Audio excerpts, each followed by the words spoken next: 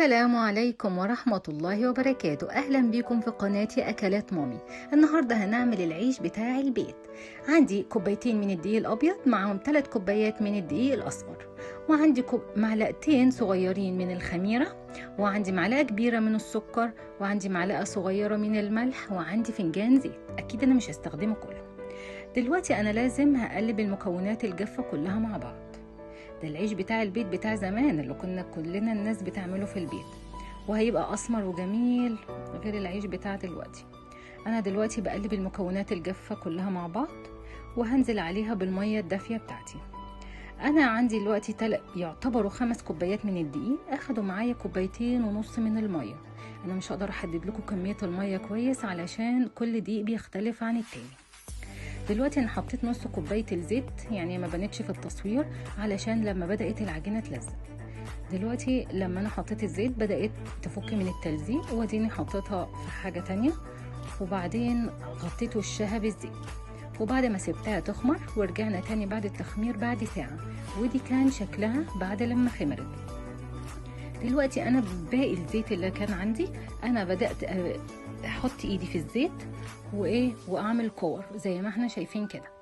انا بحط ايدي في الزيت الاول علشان الكور عندي ما تلزقش، وبعد كده هغطيهم وهبدا باول كوره عملتها، وهاخد افرد الرغيف بتاعي.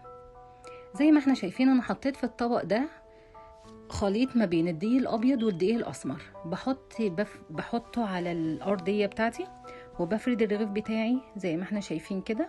وما تخافيش لو حسيت ان العجينه بتلزق وتقولي العجينه طريه وبتلزق، لا ما تخافيش خالص. طول ما انتي معاكي الدقيق هتفردي بالدقيق، بتفردي من فوق ومن تحت، بتحطي الدقيق من فوق ومن تحت، وبتشوفي انا بفرد ازاي. بعمل يعني بالطول وبالعرض، بفرد بالطول وبالعرض بالنشابه بتاعتي.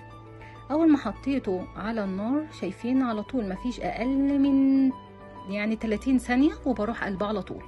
طبعا انا الطاسه بتاعتي سخنه جدا على اعلى درجه حراره على النار، وبسيبها تسخن، وبعد كده بحط الرغيف بتاعي وبروح على طول قلبه زي ما احنا شفنا.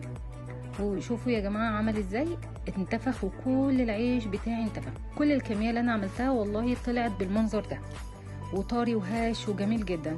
شايفين الكميه اللي انا عملتها طلعت لي حوالي 15 رغيف. شايفين العيش طري جدا جدا وبيتفتح معايا ازاي، ولونه اسمر وكويس جدا وخفيف على المعده وطاري وهاش. وما تقلقوش خالص من العجينه، وما تقولوش العجينه بتلزق. شايفين طلع معايا ازاي؟ ادي النتيجه النهائيه للعيش بتاعي. وشاركوني في قناتي ولايك وكومنت وسبسكرايب، والسلام عليكم.